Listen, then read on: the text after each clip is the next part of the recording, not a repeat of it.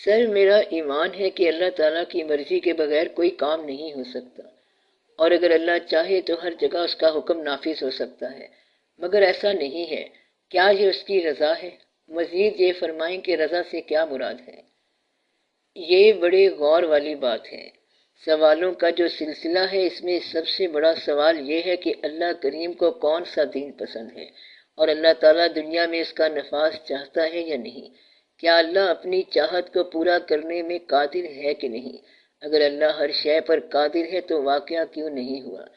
یہ ایک اہم سوال ہے کہ اللہ کی دنیا ہو، اللہ خالق ہو، اور مخلوق اللہ کو نہ مانے، اور پھر بھی مخلوق کو اس کا رزق پہنچ رہا ہو، پھر منشائے خالق کیا ہے؟ اس سوال کو اس طرح سے سمجھو کہ اگر 4 دن آپ کا عمل منشائے الہی کے عین مطابق ہو جائے تو آپ کو رضا سمجھ آ جائے گی۔ اللہ تعالیٰ کی منشا کیا ہے؟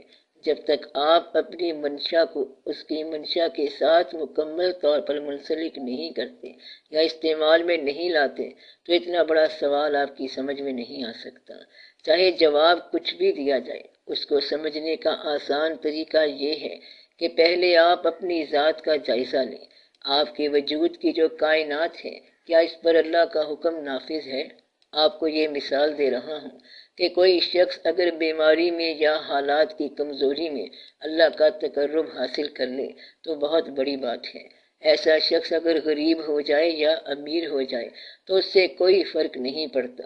اگر اسے یہ کہا جائے کہ تجھے دولت بھی مل جائے گی اور تو اللہ سے الگ بھی نہیں رہے گا، اور یہ کہ تمہیں غریبی مل جائے گی تو بھی تعلق اللہ سے قائم رہے گا، اس وقت اس کا کیا چوائس ہوگا؟ غریبی کے ساتھ اللہ کے تقرب میں رہنے کا جذبہ کتنے لوگوں میں ہے؟ ابتلا کی موجودگی میں اللہ کے ساتھ تعلق رکھنے کی خواہش کتنے لوگوں میں ہے؟ جب تک یہ بات سمجھ میں نہ آئے کچھ نہیں بن سکتا۔ آپ کی خواہش ہے کہ مثالی معاشرہ ہونا چاہیے، یہ بہت اچھی خواہش ہے، ایسا ہونا چاہیے۔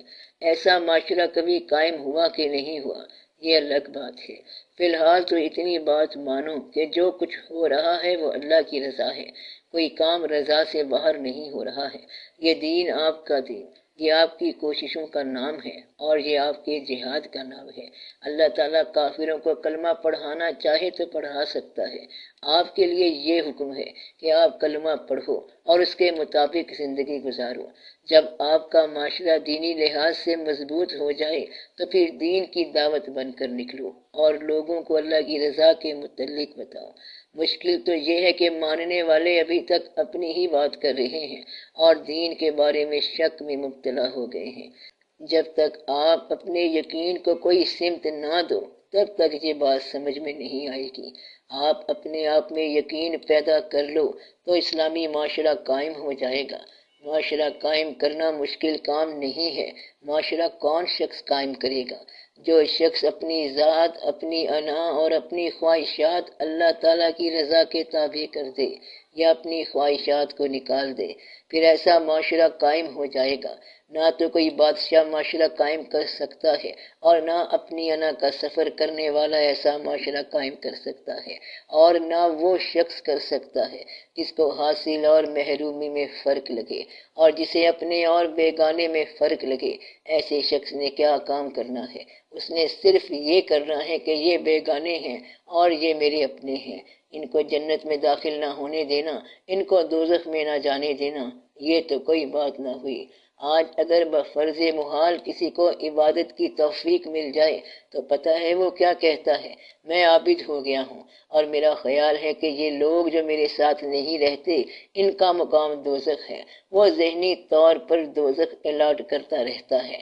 آپ کو کوئی آدمی ایسا نہیں ملے گا جو یہ کہے کہ یا اللہ مجھے جنت میں اس وقت تک نہ بھیج جب تک میرے احباب اور رشتہ دار جنت میں نہ جائیں۔ آپ سب لوگ دعا کریں کہ آسانی ہو جائے، پھر ایسا معاشرہ قائم ہو جائے گا۔ باقی رضائے الہی تو وہی ہے جو موجودہ حالات ہیں۔ کسی نے ایک بزرگ سے پوچھا تھا کہ یہ سب کیا ہو رہا ہے اور یہ ٹھیک کیسے ہوگا؟ انہوں نے کہا لگتا ہے تو ہم سے زیادہ جلدی میں ہے، ہم جاننے والے تو خاموش بیٹھے ہیں اور تو بولتا جا رہا ہے، تو کام کرنے والے خاموش بیٹھے ہیں۔ طاقتیں خاموش ہیں، لیکن کمزور کو کیسے سمجھائیں؟ اس لیے اس طرح کا سوال کرنے میں بڑی احتیاط چاہیے۔ مثلا یہ سوال کہ اللہ تعالیٰ کافر کو کیوں پیدا کر رہا ہے جبکہ کفر کو پسند نہیں کرتا؟ جب تک رضا سمجھ نہ آئے، اللہ کی منشا سمجھ نہ آئے، آپ کو یہ بات سمجھ نہیں آ سکتی۔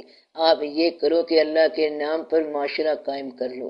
رضائے الہی کی بات کرتے ہو تو ایک راز سے رضائے الہی سمجھ میں آ سکتی ہے۔ راز یہ ہے کہ اللہ تعالیٰ کا ہر فیصلہ تسلیم کرنے کی مکمل صلاحیت پیدا کروں۔ اس کا ایک آسان نسخہ بتا دیتا ہوں۔ آپ کے ساتھ جو کچھ ہو رہا ہے اس کا گلہ نہ کرنا۔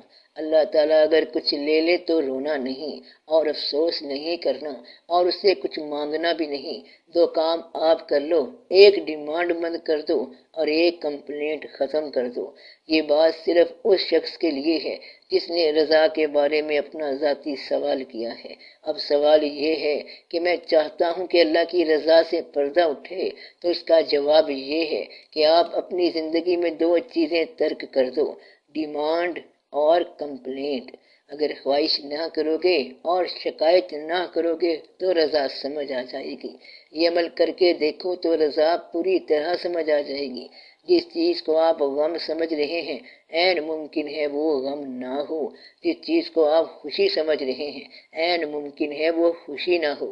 ایک اور بات بتاتا ہوں، یعنی ایک اور نسخہ بتا رہا ہوں۔ آپ دو چیزیں اپنی زندگی سے نکال دو، تسکین وجود اور پیسے کی محبت۔ پیسے کے آنے کو پسند کرنا اور پیسے کے جانے کو ناپسند کرنا، یا یہ کہ پیسے کو پوجا کی حد تک پسند کرنا، اس چیز سے گریز کیا جائے۔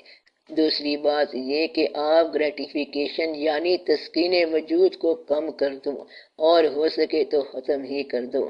جب بات رضا کی ہو رہی ہے تو یہ دیکھو کہ رضا روح کا شعبہ ہے اور اسے جسم سمجھ نہیں سکتا۔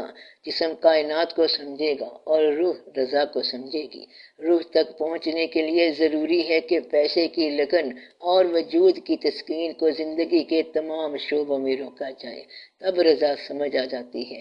رضا کو سمجھنے کا ایک طریقہ یہ بھی ہے کہ پسندیدہ سے جدائی برداشت کی جائے اور ناپسندیدہ کا ساتھ گوارا کیا جائے۔ رضا تب سمجھ آ سکتی ہے جس وقت آپ ویلتھ کا محبت نامہ، وجود کی تسکین، پسندیدہ کی جدائی، ناپسندیدہ کا ساتھ گوارا کرنے کی صلاحیت رکھتے ہوں، اور زندگی کو اپنے پاس رکھنا یا اللہ کو واپس کرنا دونوں ہی آپ کے لیے برابر ہو جائیں، اس لیے کہ یہ اللہ کا حکم ہے۔ اللہ پہلے کہتا ہے زندگی لے جاؤ اور پھر کہتا ہے زندگی واپس لے آؤ، دونوں ہی اس ذات کے حکم ہیں۔ آپ حکم کی اطاعت کرو۔ ایک حکم کی اطاعت کرنے والا اور اس کے مخالف حکم کی اطاعت نہ کرنے والا ابلیس بن جاتا ہے، اور اللہ تعالیٰ تو یہ کرتا ہی رہتا ہے کہ پہلے ایک حکم دیا کہ جاؤ زندگی لے جاؤ، اور پھر 50-60 سال بعد حکم دیا کہ زندگی واپس دے جاؤ۔ اب جو زندگی واپس دینے میں ضد کر رہا ہے وہ کہتا ہے کہ زندگی دینے والا پہلا حکم تو آپ کا صحیح ہے، مگر واپس دینے والی بات نہ کریں۔ یہ چیز ابلیس میں تھی۔ اللہ نے کہا میرے علاوہ کسی کو سجدہ نہ کرنا۔ ابلیس بولا پکی بات ہے۔ کئی کروڑ سال اس بات پہ پکا رہا۔ پھر اللہ نے کہا انسان کو سجدہ کرو۔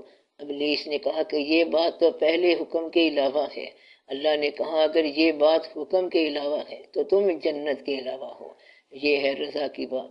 رضا یہ ہے کہ اس کائنات میں ہونے والے واقعات کو اللہ کا حکم سمجھ کے تسلیم و رضا کے طور پر تسلیم کر لیا جائے۔ یہ عین ممکن ہے، یہ عین حق ہے۔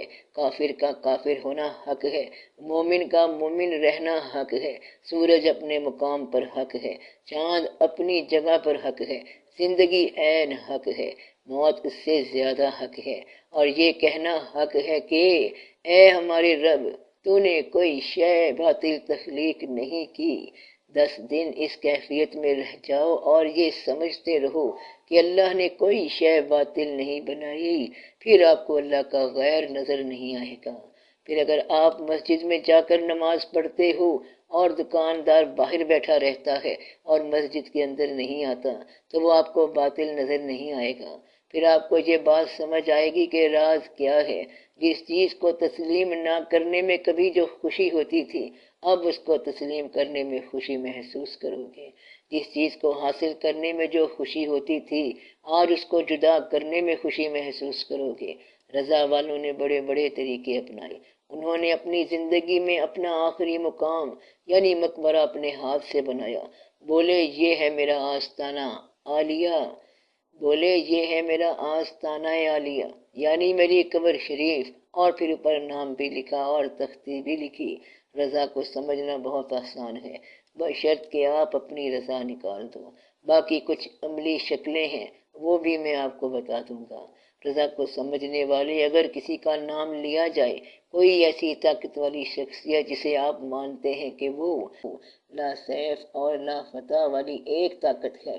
رضا والا آدمی اللہ کی دی ہوئی طاقت کو اپنے ڈیفینس میں کبھی استعمال نہیں کرتا۔ حضرت علی رضی اللہ تعالیٰ عنہ کو اللہ کی دی ہوئی ایک طاقت کا نام ذوالفقار ہے، اور انہوں نے یہ طاقت اپنے ڈیفینس کے لیے استعمال نہیں کی اور خود شہادت سے گزر گئے۔ تسلیم والوں کے پاس سب سے بڑی طاقت برداشت کی طاقت ہے، اپنے ڈیفینس کی نہیں۔ ایسا صرف وہ کر سکتا ہے جس کے پاس طاقت ہو۔ ایک آدمی ایک بزرگ کے پاس گیا اور کہا دعا کریں میرا بچہ بیمار ہے۔ انہوں نے دعا کی اور بچہ ٹھیک ہو گیا۔ اس شخص نے کہا سرکار آپ بھی بیمار ہیں، اپنے لیے بھی دعا کریں۔ بولے دعا تو میں نے کی تھی اپنے لیے، مجھے آواز آئی پہلے یہ فیصلہ کرو کہ یہ وجود تمہارا ہے یا ہمارا ہے۔ تو یہ ہے تسلیم والوں کی بات۔ ایک آدمی اپنے شیخ کے پاس گیا اور کہا مجھے اسم اعظم دیں۔ انہوں نے کہا کہ کل دیں گے، آج باہر جا کر سیر تفریح کرو، دیکھو اور کائنات کا مشاہدہ کرو۔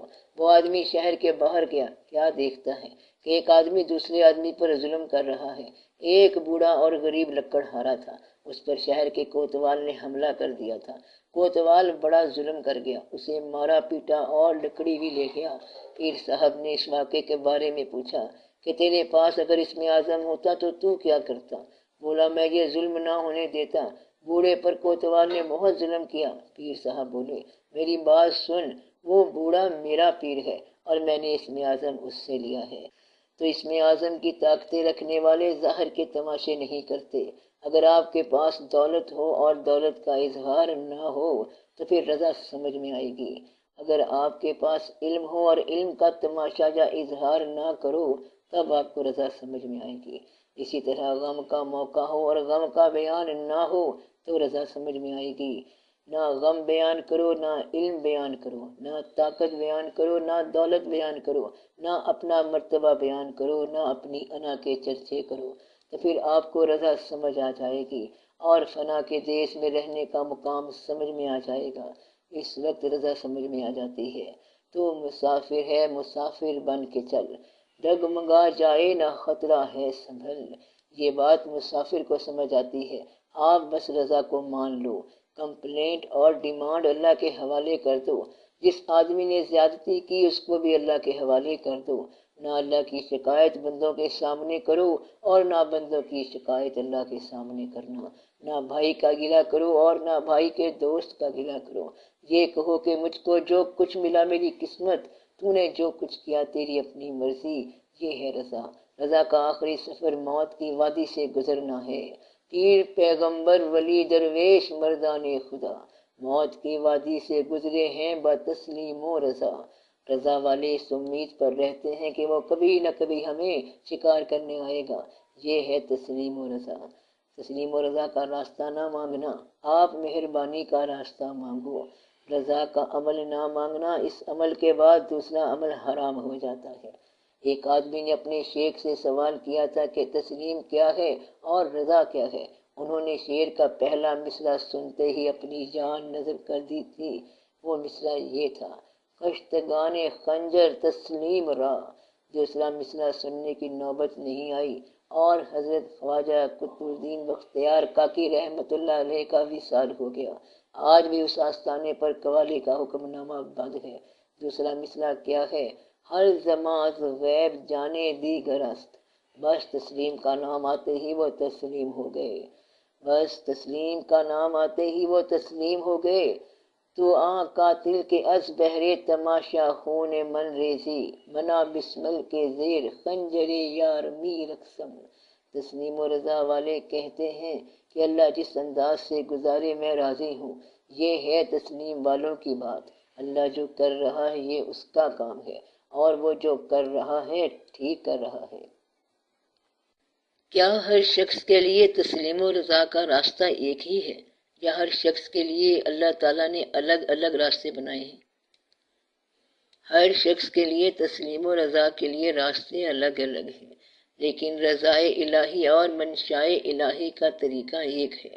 تسلیم اس حوالے سے اللہ کی پہچان کے لیے ہے جو یہ کہہ رہا ہے کہ میں نے رضائے الہی کو پہچاننا ہے، اس کے لیے تسلیم کا یہی راستہ ہے۔ اس کے لیے یا سب کے لیے؟ جب رضا کا سوال آ جائے کہ اللہ کی منشا کیا ہے تو اس کا اظہار نہ کرنا علم بیان کرنے کا ایک طریقہ ہے۔ کون سی چیز کب بیان کرنی ہے، کس کے سامنے بیان کرنی ہے، کس انداز سے بیان کرنی ہے، کیا کیا چیز کب کہنی ہے، اس وقت اللہ کی منشا کو پہچان جاؤ۔ کوئی بزرگ یا پیغمبر مشکل سے گزرے تو انہوں نے وہ دعا نہیں پڑھی جو ہمیں بتائی ہے۔ وہ وہاں اپنے علم کا اظہار کر سکتے تھے لیکن نہیں کیا، وہاں تسلیم کا راستہ اپنایا۔ حضور، کیا یہاں آپ اظہار کا لفظ نمائش کے معنوں میں استعمال کر رہے ہیں؟ بالکل، نمائش کے معنوں میں استعمال ہوا ہے۔ دولت کو بھی میں نے نمائش کے معنوں میں کہا ہے۔ میرا مقصد یہ ہے کہ وہ جو چیز آپ کے لیے تعریف کا سبب بنتی ہے اس سے گریز کرو۔ اس بات کو یوں سمجھو کہ لوگوں سے ستائش اور تعریف کی تمنا عام طور پر انسان کو مسلیڈ کر جاتی ہے۔ اس مصیبت سے بچنے کے لیے بزرگوں نے ملامت کا طریقہ اختیار کیا۔ ملامت کا طریقہ ایکسٹریم نہیں ہے، کیونکہ جو اس کو اختیار کر جائے اس کے لیے کوئی ایکسٹریم نہیں ہے۔ دیکھنے والا اسے ایکسٹریم سمجھتا ہے۔ جو ملامت کے راستے پر عمل کر جائے اس کا تو وہی راستہ ہے، اس کے لیے ایکسٹریم کس بات کی؟ جو طاقت اللہ تعالیٰ نے آپ کو دی ہے، آپ تسلیم و رضا میں اسے اپنے لیے استعمال نہیں کر سکتے۔ جو کچھ آپ کر سکتے ہیں کرتے جائیں، نیکی کر سکتے ہو کرتے جاؤ۔ ایک آدمی چاہتا ہے کہ میں رضا کو پہچانوں، تو رضا کو پہچاننے کی سب سے بڑی بات یہ ہے کہ چلو آپ اپنا ڈیفنس کر لو اور اپنی طاقت استعمال کر لو، مگر اس کی شرط یہ ہے کہ آپ اپنے اندر سے اپنا ڈیفنس کر لو۔ یہ ڈیفنس آپ کیسے کرو گے؟ 2 دن کے بعد یا 3 دن کے بعد آپ کی سیکیورٹی خود ہی انسیکیور ہوتی جائے گی۔ آپ نے اپنے لیے ہزارہ ڈیفنس بنائے، مگر ایک دن ایسا آ جاتا ہے جب ڈیفنس والا آدمی چلا جاتا ہے۔ اس لیے جب تک آپ کو آگے جانے کا علم نہ آئے، آپ نے یہاں پر رکنے کا علم کیا سیکھنا ہے؟ یہاں پر ٹھہرنے کا علم وہ شخص سیکھے جس کو یہاں سے جانے کا علم آئے۔ ایسی صورت میں آپ بے شک یہاں ٹھہرو اور رونقیں لگاؤ، مگر کیا رونقیں لگاؤ گے اور کیا میلے لگاؤ گے؟ میلہ تو اب ختم ہونے والا ہے، سب رخصت ہونے والے ہیں۔ جس خوشی سے آئے تھے اسی خوشی سے چلے جا رہے ہیں۔ جب تک آنے اور جانے ان دونوں میں فرق ہے، آپ کو مشکل رہے گی۔ آپ کو آسان بات بتاتا ہوں، آپ کو رضا کا مضمون سمجھنے کی کیا ضرورت ہے؟ آپ اسے اللہ کا حکم ہی سمجھو۔ اللہ کا جو حکم جتنا سمجھ میں آئے تعمیل کرتے جاؤ۔ مثلا حکم یہ ہے کہ تم عبادت کرو، اور رضا یہ ہے کہ وہ کافروں کو پیدا کر رہا ہے۔ یہاں پر آپ میں اور اللہ کی رضا میں بڑا فرق ہے۔ آپ ہوں تو کافروں کو اڑا دیں۔ رضا سمجھنے والے کو یہ بات سمجھنی ہے کہ اللہ کا منشا کیا ہے۔ یہ اس کی منشا ہے کہ وہ یتیم پیدا کرتا ہے اور آپ کو حکم دیتا ہے کہ اسے کھانا کھلاؤ۔ کیا اللہ تعالیٰ سے ہمارا تعلق انفرادی ہے؟ آپ کا تعلق کائناتی ہے۔ وہ آپ کا خالق ہے اور خالق کا نام اللہ ہے، اور وہ پوری کائنات کا خالق ہے۔ آپ جس اللہ کی عبادت کر رہے ہو اس کے ہر عمل کی عزت کرو۔ وہ چیزیں بناتا ہے۔ اگر وہ کسی ایسے جانور کو پیدا کرتا ہے جو حرام ہے تو پیدا کرنے کا یہ عمل تو اس کی احسن تخلیق ہے۔ اس چیز کو بڑی خوبصورتی کے ساتھ پیدا کیا اور ساتھ ہی آپ کو حکم دے دیا کہ اس کا گوشت نہ کھاؤ۔ اب تم گوشت نہ کھاؤ، لیکن اس کی تخلیق میں نقص نہ نکالو۔ ہر چیز کا خالق وہ ایک اللہ ہے۔ خالق کے ہر عمل کو پسند کرنا ہی رضا ہے۔ یہاں میں رضا کی بات کر رہا ہوں، اس کے حکم کی بات نہیں کر رہا۔ حکم تو یہ ہے کہ جہاد کرو۔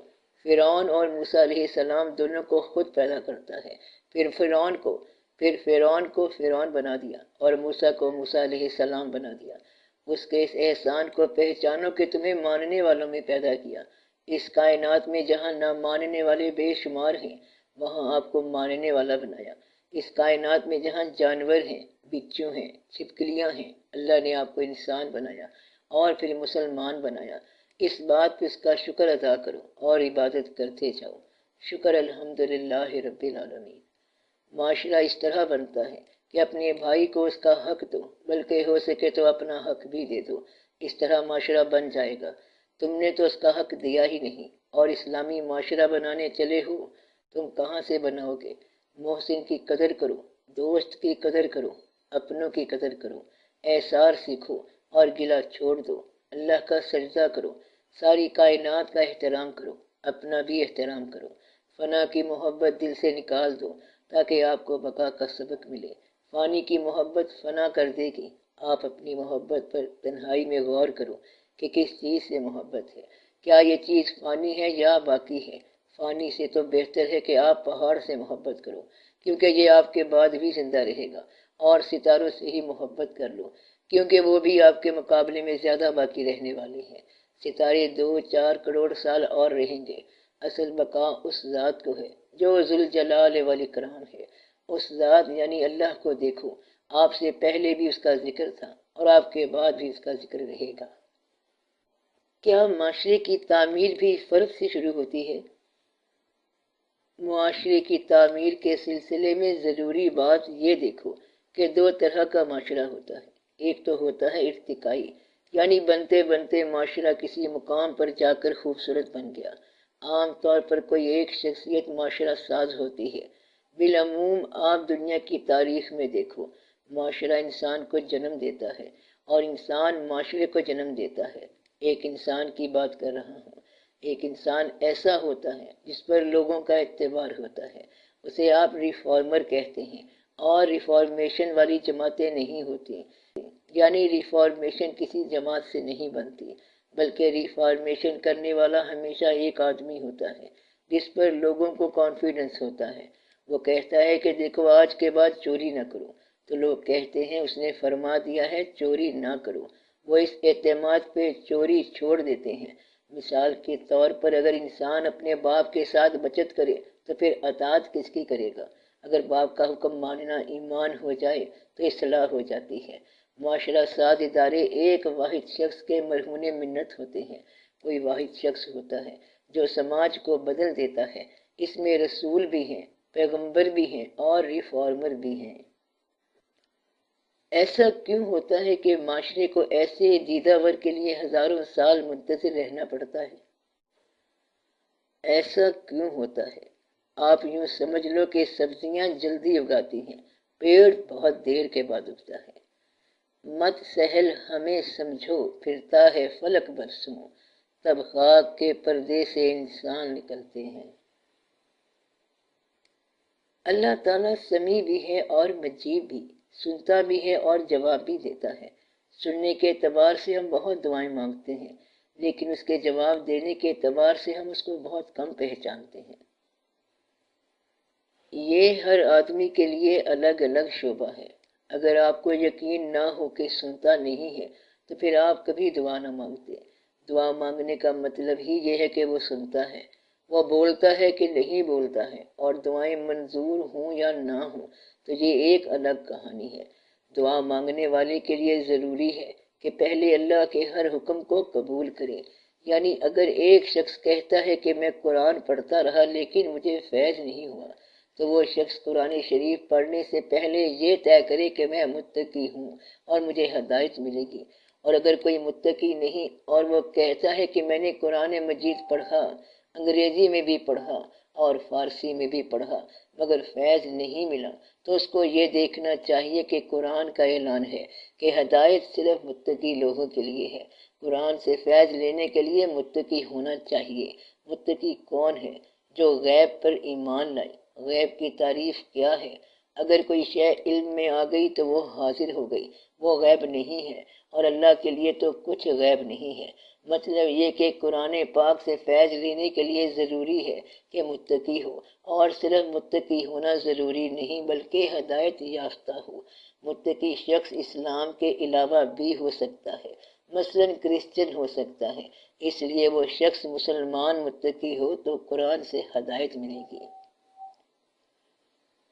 دین میں بہت سے ایسے سوالات ہیں جو منطق پر پورے نہیں اترتے، لیکن ہم انہیں بحیثیت مسلمان مانتے ہیں، جیسے غیب کو، لیکن بعض جگہ کافی دقت ہوتی ہے۔ مثلاً شہید کا ذکر منطقی طور پر سمجھ نہیں آتا کہ وہ زندہ ہے اور ہمیں شعور نہیں ہے اس کی زندگی کا۔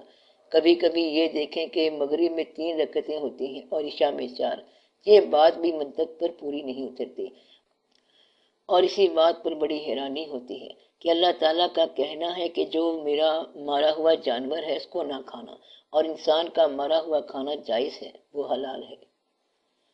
آپ کو تو واضح طور پر کہا گیا ہے کہ آپ ایمان لاؤ غیب پر، آپ نے منطق پہلے رکھ لی، اب منطق کہاں چلے گی؟ جو ایمان لے آیا وہ منطق کو رد کر دیتا ہے۔ بس یہی ہے جی انسانی ذہن کی اختراع۔ کئی دفعہ ذہن میں آتا ہے کہ عورتوں کے لیے 2 گواہیاں اور مرد کے لیے 1 کر دی گئی ہے۔ جتنا کچھ بھی ہے اس کے لیے واضح بات ہے کہ اللہ نے پہلے ہی دن یہ کہہ دیا کہ آپ ایمان لائیں غیب پر۔ غیب آپ کا مشاہدہ نہیں ہے، اور یہ کہ آپ اللہ کو مان لیں اور راستے میں منطق پیدا کرنا آپ کے لیے بہت دقت کا باعث ہے۔ اس کا آسان حل یہ ہے کہ آپ نے صرف ماننا ہے، جو کچھ آپ نے ماننا ہے اس کو صحیح طور پر مان لو اور پھر یقین بنا لو، اس طرح آپ کو بہت اچھا رزلٹ ملے گا۔ ایمان میں آگے ہو تو یقین کے ساتھ رہنا، اپنی مانی ہوئی چیز پر شک نہ کرنا۔ اب اپنے یقین کو اللہ بنا کے دکھاؤ، آپ کا یقین ہی تو اللہ ہے۔ جگہ جگہ کئی الجھنیں اور خیال کی مشکلیں پیدا ہو جاتی ہیں۔ یہ سب اللہ کے بنائے ہوئے تضادات ہیں۔ اس نے بتایا ہے کہ میں وہ اللہ ہوں جو رات سے دن اور دن سے رات پیدا کرتا ہے، میں زندگی سے موت اور موت سے زندگی پیدا کرتا ہوں، میں ظلمات سے نور میں داخل کرتا ہوں، اور جس کو ہم ہدایت دیں اس کو گمراہ کوئی نہیں کر سکتا، اور جس کو ہم گمراہ کریں اس کو ہدایت کوئی نہیں دے سکتا۔ ہم زندگی دینے والے ہیں، لینے والے بھی ہم ہی ہیں۔ اب یہ ساری باتیں جاننا بہت مشکل ہے اور انہیں مان لینا بہت آسان ہے۔ جب اللہ نے جاننے کی صلاحیت دی ہے تو پھر جاننا اور ماننا آپس میں ٹکرا کیوں جاتے ہیں؟ نہیں ٹکراتے۔ آپ پہلے اپنے ہونے کو جانو، آپ پہلے کیا تھے اور اب آپ کس طرح ہوتے جا رہے ہو، اس کا ہونا بعد میں سوچنا۔ سب سے پہلے اپنا آپ پہچانو۔ اپنے آپ کو پہچان لوگے تو پھر جاننے اور ماننے کا تضاد ختم ہو جائے گا۔ اپنے آپ کی پہچان کیسے ہوتی ہے؟ آپ یہ پہچانو کہ آپ کو کیا ہو رہا ہے، آپ یہاں کس لیے ہو، آپ کا شب و روز کیا ہے، آپ کا ظاہر کیا ہے، باطن کیا ہے، آپ کے ساتھ کیا کیا وابستگیاں ہیں، سفر اکیلے چلے تھے اور کتنی وابستگیاں ساتھ کر لی ہیں، اس کو پہچانو۔ آپ کو اگر زندگی میں کوئی اچھی چیز ملی ہے، مثلاً آپ کہتے ہیں کہ میرا دل بہت اچھا ہے، تو پھر اللہ تعالیٰ کا شکریہ ادا کرو جس نے یہ دل پیدا کیا۔ اگر آپ کی شکل اچھی ہے تو بھی یہ آپ کی اپنی نہیں، یہ اللہ کا شکر ادا کرنے کا وقت ہے۔ مطلب یہ ہے کہ اگر اپنی کسی صفت کی پہچان کرو گے تو پھر اللہ کا شکر ادا کرنے کا موقع پیدا ہو جائے گا۔ آپ خدا سے اس وقت دور ہو جاتے ہو جب آپ اپنا آپ پسند کرتے ہو اور خود کو پوجنا شروع کر دیتے ہو اور اس پر مغرور ہو جاتے ہو۔ پہلے اپنے آپ کو پہچانو۔ اگر اپنے آپ میں کوئی چیز پسند ہے تو یہ دیکھو کہ یہ پسندیدہ چیز جو آپ میں ہے کس نے دی ہے؟ یہ اللہ نے دی ہے۔ اب اس کا شکر ادا کرو۔ آپ جب کمائی کرتے ہو تو کہتے ہو کہ یہ ہم نے خود کمایا ہے، دینے والا کوئی نہیں ہے۔ کمایا کیا تم نے؟ کیا بینائی تم نے خود کمائی ہے؟ اب بینائی دینے والے کا شکر ادا کرو۔ کبھی ایک دفعہ شکر ادا کر لو، اس سے پہلے کہ بینائی کے چراغ مدھم ہو جائیں۔ بینائی دینے والے کا شکریہ تو ادا کر لو۔ شکر الحمدللہ رب العالمین۔ تو عملی شکل کیا ہوگی؟ سب سے پہلے اپنی غلطی اور کوتاہی پر توبہ کرنی چاہیے، اور ان نعمتوں پر جن پر آپ کو فخر کرنے کا حق ہے، ان نعمتوں پر اللہ کا شکر ادا کرنا چاہیے۔ زندگی کا خالق اللہ ہے، آپ کی زندگی میں جو صفات اللہ نے پیدا کی ہیں وہ اللہ کی مہربانی ہے۔ آپ کی شکل و صورت بھی اللہ کی طرف سے دی ہوئی ہے۔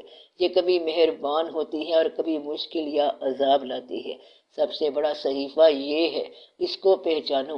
اللہ تعالیٰ نے آپ کے ساتھ پورا کام کر دیا ہے۔ آپ کو ایسی عقائد دی ہے کہ آپ جیسی شکل نہ پہلے کائنات میں آئی ہے اور نہ آئندہ آنے کا امکان ہے۔ آپ کو شکل کے لحاظ سے واحد کر دیا، شکل کے اعتبار سے آپ کا مکمل سانچہ الگ بنا دیا۔ آپ کو بینائی دینے سے پہلے پھول نظارے پیدا کر دیے، بینائی بعد میں دی ہے اور بینائی کی خوراک پہلے اگا رکھی ہے۔ آپ انجوائے کرو، کائنات کو دیکھو۔ اللہ آپ کو پھول دیتا ہے اور آپ گلاب کا نظارہ کرنے کی بجائے اس کی گلقند بنا دیتے ہو، اس کی قیمت لگاتے ہو اور کاروبار کرتے ہو۔ آپ نظاروں کو پیسوں میں کنورٹ کرتے ہو۔ یہ پرانی بیماری ہے آپ کی۔ نظارے کو نظر دے کر اور مشاہدے کر کے گزر جاؤ۔ کوئی چیز کہیں سے اٹھانی نہیں ہے، آپ کو اٹھانے کی عادت پڑی ہوئی ہے۔ محبت کی قیمت نہ لگاؤ، محبت بس محبت ہے۔ میلہ دیکھو، میلے پر دکان نہ بناؤ۔ قیمت کی بات سے مجھے یاد آیا ہے کہ اس صدی میں اکنامکس نے ہی انسان کو بچایا ہے۔ آپ سے اگر کوئی یہ کہے کہ اپنا ایک بچہ دے دو اور 50 کروڑ روپیہ لے لو، تو آپ ایسی اکنامکس کو کیا کرو گے؟ محبت کو ترک کرنا بہت مشکل ہے اور زندگی کو خالی اکنامکس بنا لینا بڑا مشکل ہے۔ اکنامکس میں چھوٹے موٹے مسائل حل کر لو، اپنی ناہمواری دور کر لو۔ یہ نہیں ہے کہ اکنامکس سب کچھ ہے۔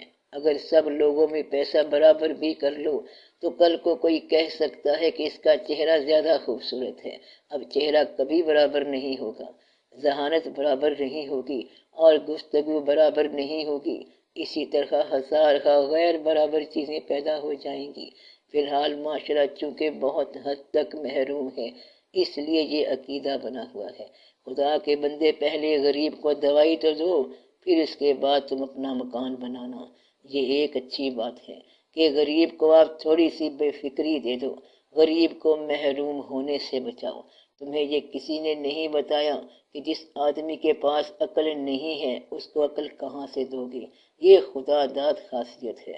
اللہ نے بعض کو بعض پر فضیلت دی ہے، کسی کو نصیحت کرنے والا اور کسی کو سننے والا بنایا۔ ارواح کے متعلق فرمائیں، کیا روحیں ہوتی ہیں؟ ہاں، روحیں ہوتی ہیں۔ جس آدمی میں کوئی فضیلت ہے وہ اس کی روح کی فضیلت ہے۔ اس نسبت سے وہ یہاں بھی افضل ہے اور یہاں آنے سے پہلے بھی افضل تھا۔ سب روحوں کی عمر ایک ہے، چھوٹا بڑا کوئی نہیں ہوتا، وہاں سب درجہ بدرجہ ہیں۔ خالق نے اس طرح روحیں پیدا کی ہیں کہ ایک کو چاند بنا دیا اور دوسرے کو سورج بنا دیا، اور کسی کو ستارہ بنا دیا، کسی دوسرے کو رات بنا دیا۔ رات کی اپنی ایک روح ہے، اندھیرے سے روشنی میں لانے والا درجہ بدرجہ روحیں بناتا ہے۔ اس میں آپ کو کیا اعتراض ہے؟ جبرائیل امین علیہ السلام اور ہیں اور باقی ملائکہ اور فرشتے اور ہیں۔ آپ کے ساتھ 2 فرشتے بیٹھے ہیں۔ اس کمرے میں جتنے آدمی ہیں ان سے 2 گنا فرشتے ہیں۔ روحیں ہمیں اس طرح نظر نہیں آ سکتی، ویسے اگر تمہیں نظر آ جائیں تو تمہارا تو ہارٹ فیل ہو جائے گا۔ اللہ تعالیٰ کو انٹروڈیوس کس نے کرایا؟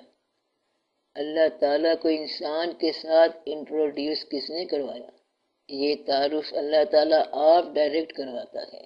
اللہ خود انسان کو تعارف کرواتا ہے اور عبادت بھی سکھاتا ہے، اور آدم کو سارے اسما سکھائے، تعارف والا اسم بھی سکھایا۔ اسم سکھانے کے بعد کہا کہ اب تو میری پہچان کر اور دنیا کو کروا۔ اللہ نے انسان کو لینگویج عطا کر کے، زبان دے کر اپنا تعارف کروایا۔ آدم علیہ السلام نے غلطی کی اور سب کچھ چھوڑنا پڑا۔ کھیل وہ آپ کرتا ہے، سارے کھیل اللہ تعالیٰ کے اپنے ہیں۔ آپ یہ دیکھو کہ آپ کہاں پر اس قافلے میں شامل ہوئے ہو اور اس قافلے میں آپ نے وراثت کے طور پر کیا لیا ہے۔ فوت ہونے کا خوف دل سے نہیں نکلتا، اس بارے میں فرمائیں۔ گریز ہی خوف ہے، گریز نہ کرو تو خوف نہیں ہے۔ اللہ سے گریز نہ کرو تو یہ خوف نہیں ہوگا۔ موت کے خوف سے زیادہ یہ تعسف ہوتا ہے کہ جو کچھ گھر جائیداد بنائی ہے وہ چھوڑ کے جانا پڑے گا۔ اگر آپ کو یہ کہہ دیا جائے کہ آپ یہاں سے بہتر جگہ جا رہے ہو تو پھر تعصب بالکل نہیں ہوگا۔ آپ کو موت کا افسوس اس لیے ہوتا ہے کہ بیٹوں سے اور اولاد سے جدائی ہو رہی ہے، اور اگر یہ کہا جائے کہ آپ اپنے ماں باپ سے ملنے جا رہے ہو تو پھر غم کس بات کا؟ میں وہاں صرف اکیلا ہی سرگرداں تو نہیں پھروں گا۔ آپ اکیلے نہیں ہوں گے، یہ یقین کر لیں۔ ماں باپ جنت میں ہوں اور ہمیں جہنم میں بھیج دیا جائے تو؟ آپ جنت میں جائیں گے۔ جہنم کا مذاق ہمیں گوارا نہیں ہے۔ جہنم ہمارے لیے نہیں ہے۔ اس بات کی سب کی طرف سے استغفار کر لو کہ ہم جہنم میں نہیں جائیں گے۔ یہ اللہ کا فضل ہے اور ہم اس سے فضل مانگنے والے ہیں، ہم اس سے فریاد کرنے والے ہیں۔ اس لیے کبھی جہنم والی باتوں میں نہ آنا۔ ہم سیدھے جنت والے لوگ ہیں، بلکہ یہاں بھی جنت کا کچھ حصہ دیکھ لیا ہے اور باقی وہاں جا کر دیکھ لیں گے انشاءاللہ تعالی۔ خوش رہنے والا شخص جنت میں ہے، اللہ کے فضل پر یقین رکھنے والا جنت میں ہے۔ سر دراصل یہاں کی اچیومنٹس جو ہیں ان کو چھوڑنا مشکل لگتا ہے۔ ان چیزوں کو آپ نے چھوڑنا کہاں ہے، انہیں صرف ہینڈ اوور کرنا ہے۔ یہ چیزیں آپ نے کسی سے ریسیو کی ہیں اور پھر کسی اور کو ان کا چارج دیں گے۔ آپ روز دفتر جاتے ہو، یہ دفتر آپ نے کسی سے لیا تھا اور اس کا چارج سنبھالا تھا، اور ایک روز چارج دے کر چلے جاؤ گے۔ یہ سب بہت مشکل لگتا ہے، آپ کو چھوڑنا مشکل لگتا ہے۔ آپ نے جو چیز جتنی خوشی سے حاصل کی ہے اسے اتنی خوشی سے دے دو۔ آپ اس قسم کا سوال کرتے ہو، اس کا تعلق مقرر شدہ اصول سے نہیں ہے۔ مقرر شدہ اصول یہ ہے کہ شریعت نے ہر میدان میں آپ کو واضح حکم دے رکھا ہے کہ آپ یہ کرو اور یہ نہ کرو۔ اگر آپ ماننے والے ہو تو آپ کو سوال کی کوئی ضرورت نہیں رہ جائے گی۔ پھر آپ آتے ہو رضائے الہی کی طرف اور اس کا آپ نسخہ پوچھتے ہو۔ اس کے بعد جب نسخہ بتا دیا جائے تو پھر کوئی سوال نہیں رہ جانا چاہیے۔ مثلاً ایک آدمی کہتا ہے کہ حضور پاک صلی اللہ علیہ وسلم کی زندگی میں یہ واقعہ ہوا، لہذا یہ واقعہ ہو سکتا ہے۔ علم تو وہی ہے جو آپ صلی اللہ علیہ وسلم نے فرما دیا ہے۔ حضور پاک صلی اللہ علیہ وسلم کا کوئی ارشاد جب آپ نے سن لیا تو یہ آپ کے علم میں آیا، اب اس پر عمل کرو۔ جب تک اپنے عمل کو اس فرمان کے تابع نہیں کرو گے، علم کے مطابق نہیں ہوگا۔ ہر چند کے الفاظ وہی ہیں، عمل کے تابع نہ ہو تو علم کے مطابق نہیں رہے گا، چاہے لینگویج برابر ہی ہو۔ جب حضور پاک صلی اللہ علیہ وسلم فرماتے ہیں کہ اللہ ایک ہے اور آپ بھی کہتے ہیں کہ اللہ ایک ہے، تو ان دونوں باتوں میں فرق ہے۔ اللہ ہمارا رب ہے، یہ بات ایک یقین والا شخص کہتا ہے اور ایک شک والا شخص کہتا ہے، تو ان دونوں میں بڑا فرق ہے۔ ہر چند کے الفاظ وہی ہیں۔ آدمی جھوٹا ہو اور سچا قرآن پڑھ رہا ہو تو تاثیر نہیں رہے گی۔ قرآن حق ہے، عین حق ہے، لیکن اس کے لیے بنیادی طور پر انسان کو سچا ہونا چاہیے۔ مثلاً آپ یہ دیکھو کہ آپ نے صرف دفتر جانا ہوتا ہے تو لباس بدلتے رہتے ہو، اور معراج شریف پر جانا ہو اور لباس میں پیمد لگا رہے ہوں تو یہ صرف آپ صلی اللہ علیہ وسلم ہی کی شان ہے۔ میرا مطلب ہے کہ آپ لوگ ان جیسی زندگی بسر نہیں کر سکتے۔ اصل علم یہ ہے کہ آپ نے یہ کام کرنا ہے کہ پہلے اپنے عمل کو ان کے عمل کے تابع کر لو۔ اگر وہ عمل تابع نہیں ہوتا تو پھر اور راستہ لو، جیسے ہوتا ہے کرتے جاؤ۔ پھر یہ نہ کہنا کہ ہماری زندگی شریعت کے مطابق ہے۔ آپ صلی اللہ علیہ وسلم اللہ کے محبوب صلی اللہ علیہ وسلم ہوں اور زندگی میں فاقہ ہوں، یہ ان کی شان ہے۔ محبوب پیغمبر ہوں اور ابتلا سے گزر رہے ہوں، ایسا ہو سکتا ہے، ہوا ہے۔ پیغمبر ہوں اور کنویں میں ہوں، ایسا ہو سکتا ہے، ہوا ہے۔ پیغمبر ہوں اور بینائی سے محروم ہوں؟ ایسا ہو سکتا ہے؟ ہوا ہے؟ اللہ کہتا ہے کہ غیر اللہ سے محبت نہ کرنا، اور یعقوب علیہ السلام یوسف علیہ السلام کی محبت میں بینائی سے محروم ہو گئے۔ اب آپ یہ بتائیں کہ کیا یوسف علیہ السلام غیر اللہ ہیں؟ کوئی بھی پیغمبر غیر اللہ میں مبتلا نہیں ہو سکتا۔ اگر وہ غیر اللہ کی محبت میں بینائی سے محروم ہوتے تو اللہ کی طرف سے سرزنش ہوتی کہ تم نے ایسا کیوں کیا۔ مگر یوسف علیہ السلام کا قصہ تو احسن القصص ہے، عین منشاء ایزدی ہے۔ جب یہ راز آپ کو سمجھ نہیں آتا تو دقت ہو جاتی ہے۔ یعقوب علیہ السلام حضرت یوسف علیہ السلام کی محبت میں بینائی سے محروم ہوئے۔ یہ اپنے بیٹے کی محبت جو ہے یہ ہرگز غیر اللہ کی محبت نہیں ہے۔ غیر اللہ کیا ہے اور کیا غیر اللہ سے محبت روا ہے؟ یہ محبت عین رضائے الہی میں شامل ہے۔ یہ واقعہ احسن القصص ہے اور اللہ کا پسندیدہ قصہ ہے۔ اس واقعے کو غیر اللہ کسی جگہ نہیں کہا گیا۔ دو پیغمبر غیر اللہ نہیں ہو سکتے، باپ بھی پیغمبر اور بیٹا بھی پیغمبر۔ یہاں سے آپ کی مشکل شروع ہو جاتی ہے اور چیزیں آپ کو مشکل لگتی ہیں۔ یہاں سے آپ کی پہچان ختم ہو جاتی ہے۔ اللہ تعالیٰ کہتا ہے کہ مجھ سے دعا کرو کہ مجھے سیدھی راہ دکھا، صراط مستقیم، یعنی ان لوگوں کی راہ جن پر تیرا انعام ہوا۔ تو سیدھی راہ صرف انعام یافتہ لوگوں کی راہ ہے۔ کیا انعام یافتہ لوگ غیر اللہ ہیں؟ ہرگز نہیں ہے۔ نوح علیہ السلام کا بیٹا غیر اللہ ہو سکتا ہے، وہاں دعا منظور نہیں ہوتی۔ یہ فرق پہچانو، نہیں پہچانو گے تو پھر کہو گے کہ مشکل ہے۔ اللہ ایک ہے اور باقی ہر شے غیر اللہ ہے، لیکن عین اللہ بھی ہو سکتی ہے۔ اللہ تعالیٰ درود پڑھتا ہے، اللہ اور اس کے فرشتے ہمہ حال حضور پاک صلی اللہ علیہ وآلہ وسلم پر درود بھیجتے ہی چلے جا رہے ہیں۔ ایسی باتوں کے متعلق اپنے عقیدے کی اصلاح کرو، پھر مشکل نہیں ہوگی۔ وہ ذات گرامی کیا ہے جس پر ہمہ حال درود پڑھا جا رہا ہے؟ آپ کو بھی درود کا حکم ہے۔ کہیں ان کو اپنی طرح بشر نہ سمجھ لینا۔ انا بشر مثلکم، یعنی میں تمہاری طرح کا بشر ہوں، حکم ہے، لیکن اتنا بھی مثلکم نہیں ہے جتنا آپ نے سمجھ رکھا ہے۔ یہ ادب کا اعلیٰ مقام ہے۔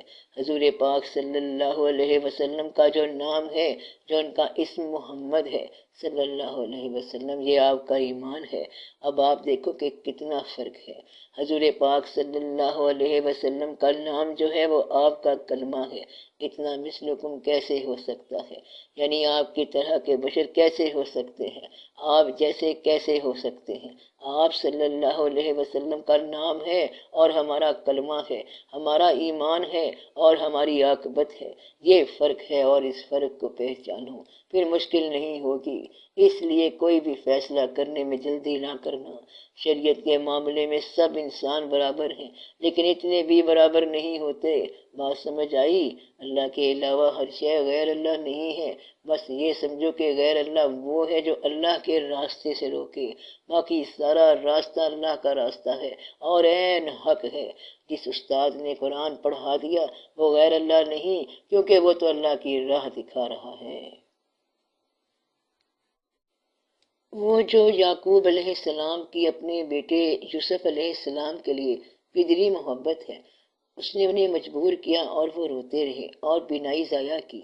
آپ سے درخواست ہے اس پر روشنی ڈالیں۔ یہ واقعہ قرآن مجید میں پروڈیوس ہوا اور اس کے متعلق اللہ تعالیٰ نے شروع میں ہی فرما دیا کہ احسن القصص ہے، یعنی سب سے بڑا اور خوبصورت واقعہ ہے۔ اس واقعے میں غیر اللہ کی بحث نہیں ہے، اس میں یوسف علیہ السلام کی بھی تعریف ہے اور ان کے باپ کے ساتھ ہونے والا واقعہ بھی ہے۔ اس میں پہلی بات یہ بتائی گئی کہ یعقوب علیہ السلام نے اپنے بیٹے کو اللہ کے سپرد کرنا تھا اور یہ ذمہ داری ان کے بھائیوں کے ذمہ نہیں لگائی۔ پھر بینائی چلی گئی۔ بیٹے کی جدائی میں رونا فطری بات تھی۔ ایک پیغمبر کے دل میں جو فطری محبت پیدا ہو گئی ہے وہ غیر اللہ نہیں ہو سکتی۔ اللہ تعالیٰ کے حبیب صلی اللہ علیہ وسلم کے دل میں امت کی محبت پیدا ہو گئی ہے تو پھر امت غیر اللہ نہیں ہے۔ غیر اللہ وہ ہوتا ہے جو اللہ کی راہ کو روکے، وہ غیر اللہ نہیں ہے جو اللہ کے راستے کی طرف لے جائے۔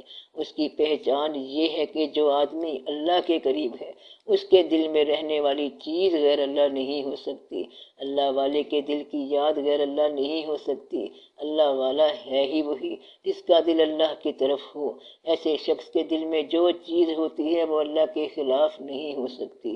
آسان سی بات ہے، یعقوب علیہ السلام پیغمبر ہیں، ان کی محبت غیر اللہ نہیں ہے، حضور پاک صلی اللہ علیہ وسلم کی محبت غیر اللہ نہیں ہو سکتی، آپ کی اپنے ماں باپ سے محبت غیر اللہ نہیں ہے۔ اللہ تعالیٰ فرماتا ہے کہ تم ماں باپ کی اطاعت کرو، ان کے آگے اف نہ کرو، جھٹکی نہ دو، نرم لفظ میں بات کرو۔ اب اگر آپ ماں باپ کی اطاعت کرتے ہو تو یہ غیر اللہ نہیں ہے۔ بات یہ ہے کہ عبادت صرف یہی نہیں جو آپ شریعت کے ارکان پورے کرتے ہو، بلکہ اللہ کے ہر حکم کو ماننا عبادت ہے۔ اللہ تعالیٰ کے جو احکام آپ کو زندگی کے حوالے سے ملیں ان سب کا ماننا عبادت ہے، ضروریات کے حوالے سے بھی ہوں تو بھی ان کا ماننا عبادت ہے، بزرگوں کا ادب بھی عبادت میں شامل ہے۔ یہ شریعت نے جو عبادت مقرر رکھی ہے یہ اسلامی معاشرے کے قیام کا ذریعہ ہے اور فرض ہے۔ اس کے علاوہ آپ کی مسجد کے باہر والی جو زندگی ہے اس کو مسجد کے اندر والی زندگی کے برابر کر دو۔ اگر مسجد میں اللہ کے قریب ہے تو باہر بھی اللہ قریب رہنا چاہیے، مسجد میں اللہ کے قریب ہیں تو مسجد کے باہر بھی قریب رہیں۔ انسان دعا میں یہ سمجھتا ہے کہ اللہ بہت قریب ہے اور گناہ کے وقت سمجھتا ہے کہ اللہ بہت دور ہے، اس مقام پر آ کر انسان جھوٹا ہو جاتا ہے۔ اللہ قریب ہے اور ہمیشہ ہی قریب ہے۔ زندگی میں آپ اللہ کو قریب رکھو، اللہ کو دعا کے وقت قریب سمجھنے والا زندگی میں بھی اللہ کو قریب سمجھے۔ اللہ کی راہ انعام یافتہ لوگوں کی راہ ہے، جن لوگوں پر آپ کے خیال میں انعام ہوا ان پر کیا انعام ہوا ہوگا؟ آپ کے خیال میں کیا کوئی انسان ہے جو انعام یافتہ ہو؟ اگر آپ کا یقین ہے کہ کوئی ایسی شخصیت گزری ہے جسے آپ رحمت اللہ علیہ بھی کہتے ہیں تو وہ انعام یافتہ ہے، یہ یقین ہونا چاہیے۔ آپ نے اس شخصیت کے بارے میں کیسے معلوم کیا؟ اپنے یقین کے ذریعے۔ اور اب آپ کا اپنے بارے میں کیا خیال ہے؟ ابھی تو ان کا فیصلہ قیامت کے دن ہونا ہے، لیکن آپ نے خود فیصلہ کر دیا کہ وہ بخشے گی اور ان کی فلاح ہو گئی۔ جس عمل کی وجہ سے فلاح ہو گئی ہے وہ عمل آپ اپنے لیے کرو۔ داتا صاحب رحمت اللہ علیہ کے بارے میں کیا خیال ہے؟ کیا وہ انعام یافتہ ہیں؟ کوئی چیز ضرور ہے جو ان لوگوں کو انعام یافتہ کرتی ہے، بس یہ راز ہے۔ جس طرح وقت سے پہلے، قیامت سے پہلے، حساب کتاب سے پہلے آپ کو یقین آ گیا کہ وہ فلاح پا گئے اور ان پر انعام ہو گیا، اسی طرح آپ اپنے بارے میں اسی زندگی میں فیصلہ کر کے جانا۔ یہ ہے راز، یہ نسخہ بتا رہا ہوں، فیصلہ کر کے جانا تاکہ انعمتا علیہم کے خزانے میں شامل کیے جاؤ۔ آپ یہ سمجھ لو کہ جس آدمی کی رخصت کے وقت 40 آدمی گواہی دے دیں کہ یہ خیریت کے ساتھ گیا ہے، سمجھو کہ اس کی خیریت ہے۔ گویا کہ مرنے سے پہلے اپنے 40 گواہ ضرور بنا لینا جو آخری وقت گواہی دے دیں کہ یہ اچھا آدمی ہے۔ اس گواہی کا واقعہ جنازے کے وقت شروع ہو جاتا ہے۔ لوگ بڑے بے باک ہوتے ہیں اور لوگ بڑے تیز ہوتے ہیں۔ دعا کریں اللہ تعالی ہم سب پر اور ان پر بھی جو لوگ یہاں نہیں ہیں اپنا فضل و کرم عطا فرمائے۔